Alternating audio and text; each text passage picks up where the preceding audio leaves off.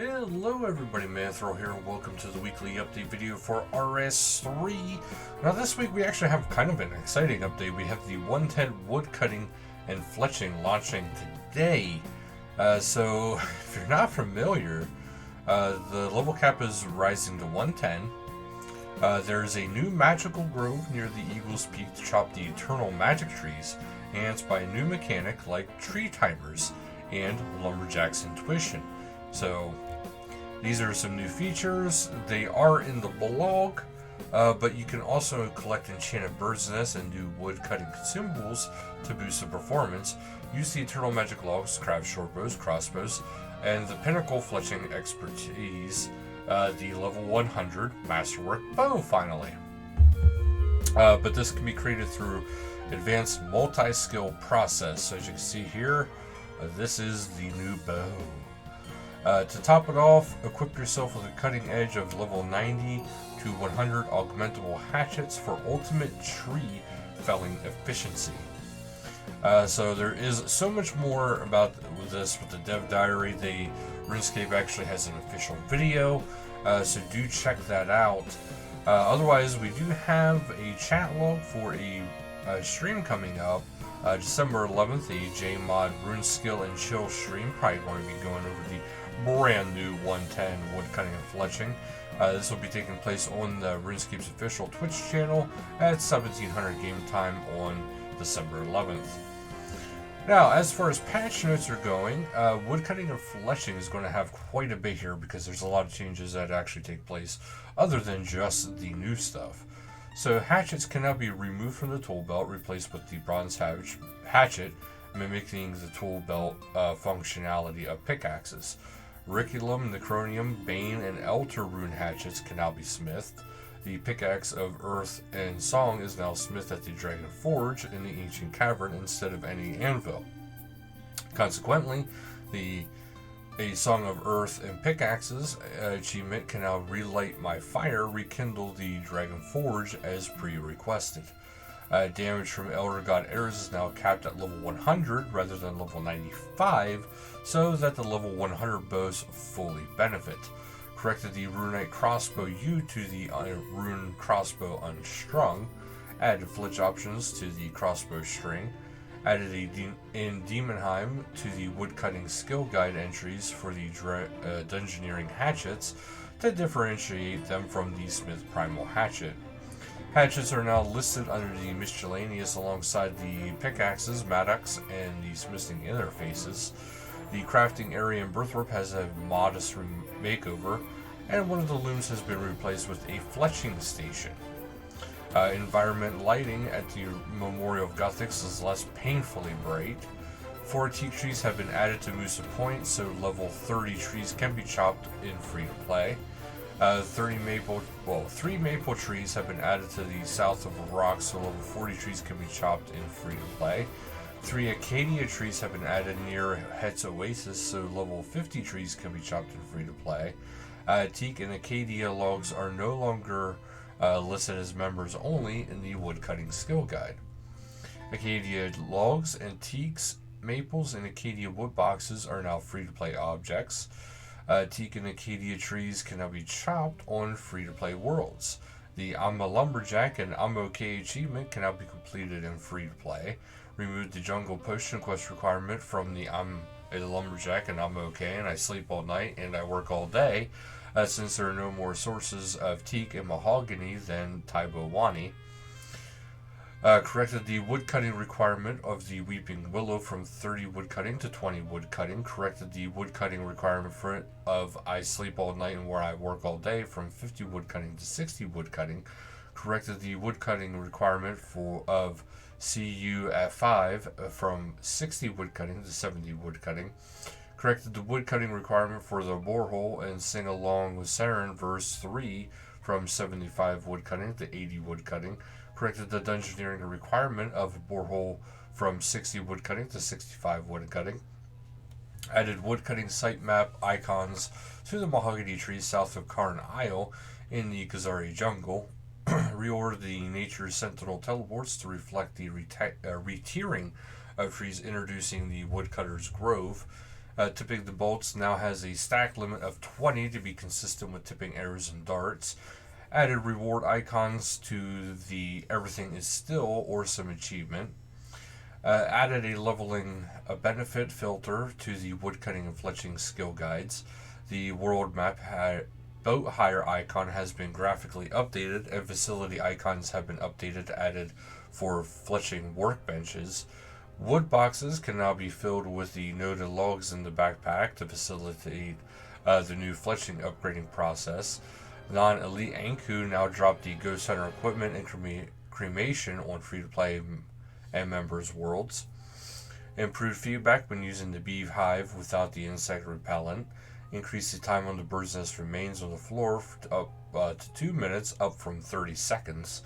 Added the Eternal Magic Wood Spirits to the drop table of the Demu, Liverworts, Ripper Dinosaurs, Solak, Next Angel of Death, Durzeg, and Yakamaru, Virago, and Calphite King, and in some cases replacing magic logs or stone spirits. Add the Primal Warhammer's main hand and offhand to smithing.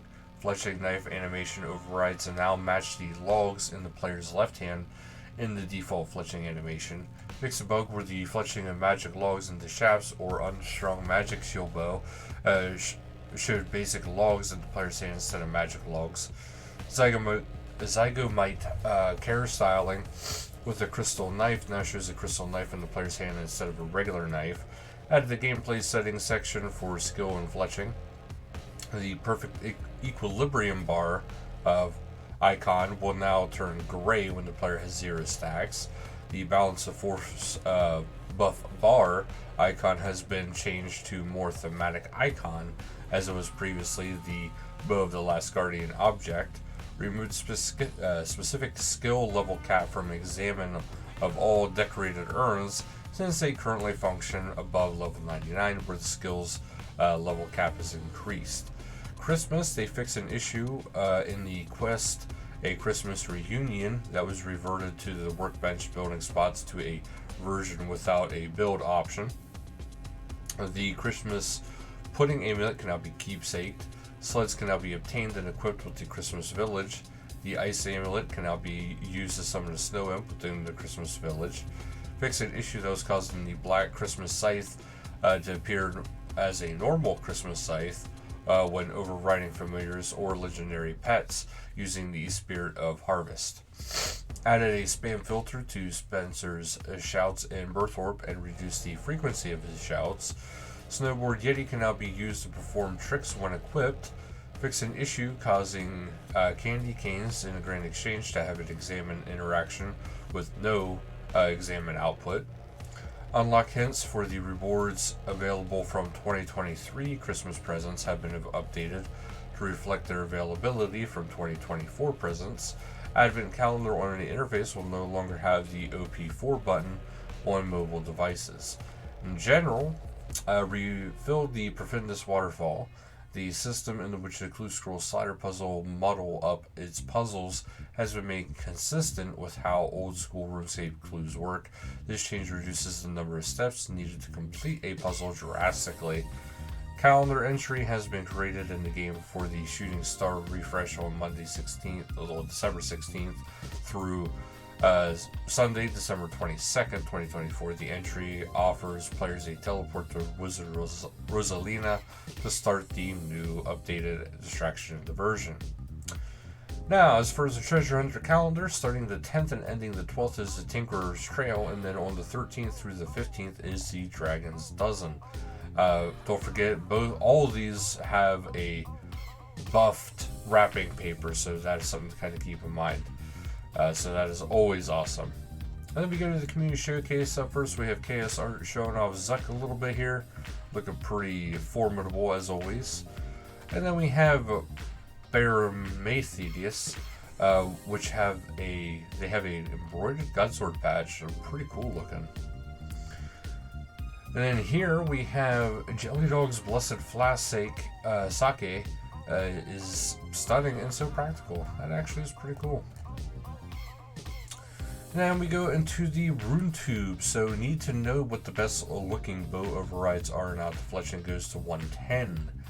This is from Wings of Absurdity, so they are going for what looks to cool. So they're talking about bow overrides. So it's Wings of Absurdity. Check them out. And it says, here's another thing of what is true trim on RuneScape. This is by Succeed RS, so do go check them out. And the name you're actually going to be looking for is Alex. So that is awesome to look into. Then we have some Scaper screenshots. Up first, we have Dinkir, the Fultern, getting into the seasonal mode. And then Lily and the gang have some hot chocolates, and they're waiting for Santa to arrive right by Santa's workshop. And then we have the Pig Skirt player events, of course. So up first, we have the Mega Duck runs, which is Gen Mega Duck and Icy Love, Friday, December 13th at the 1900 game time. Location is Falador Park. World 39 FC is Mega Duck. Then we go into Rex Matriarch, hosted by Mercy and Dung Titan, Saturday, December 14th at 1300. Location is Rex Matriarch. World 35 FC is Dung Titan. Then we have next Angel of Death, hosted by Pippi Spot and the Boss Guild, Friday, December 13th at 2000 game time. Location God War's Dungeon, Ancient Prison. World 88 FC is Boss Guild. And don't forget, there is a ton of other Pink Skirt events going on as well. If you go and check out their full event schedule, which they have tons of events throughout the entire week, so do check that out. And then we have a Clue Chasers. So up first, they have the Clue Chasers, and there's also a Hide and Seek event, which is a 6 10-minute rounds with 2 bonds awarded to the first successful seeker of each location, plus a temporary cosmetic rank on Discord. So there is everything going on. But also that is going to be taking place all around Gillinor. Location posted on Discord and Hide and Seek. World 138, Saturday, December 14th, 16:30 UTC to 17:30 UTC. Winter Mass opening is another thing, and community bingo board. So do check that out. That's going to be at the Christmas Village at Santa's Lodge. World 138, Saturday, December 14th at 1800 UTC to 2300 UTC. And speaking of the clues, the Clue Chasers are going to be right here, as you can see here. You have To Slay, you have Clues in DG, Curtisio, Druin, Ghost, I'm Crystal, Genspa, Lavelle, Menafaz, Mr. Cobb, and Pally. So do check all of them out. There's also a 12 days of PVM schedule. So if you're curious about this is all for next. So boss events.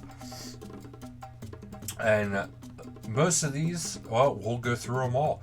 Because first we have December 11th at 1800 UTC, World 76 FC's A Help. December 12th at 1800 UTC is World 76 FC's A Help. 13th at 1800 UTC, World 76 FC's A Help. 14th is 2000 World 88 FC's Boss Guild. 15th is 1800 World 76 FC A Help. 16th is 1700 World 76 FC Mod Events. 17th 1900 UTC World 76 FC A Help. The 18th, 19th, and the 17th, 18th is 1800 at World 76 FC A Help. 19th is 2000 UTC at World 76 FC A Help. And actually, a lot of these are all different bosses too. I just realized, so I do apologize. The 20th is 2300 UTC World 76 FC A Help Corporal Beast. 21st is December 2000 UTC World 88 FC Boss Guild Next Angel of Death. 22nd December 1800 UTC World 23 FC A Help Hard Mode Virago. So the 11th is Croasis, the 12th is Nex, 13th is Hard Mode Krill, 14th is Nex Angel of Death, 15th is Cowboy King, 16th is Harmond, 17th is Rex Matriarchs, 18th is Virago, 19th is Oseus, 20th is Corporal Beast, 21st is Nex Angel of Death, and the 22nd is Hard Mode Virago. So that is actually it for this week, which is actually a big update, so I hope you guys enjoy. I know I've been enjoying the Raging Echoes. Probably have a little bit about that here going on pretty soon for the channel. So thank you guys so much for watching. Until next time, later guys.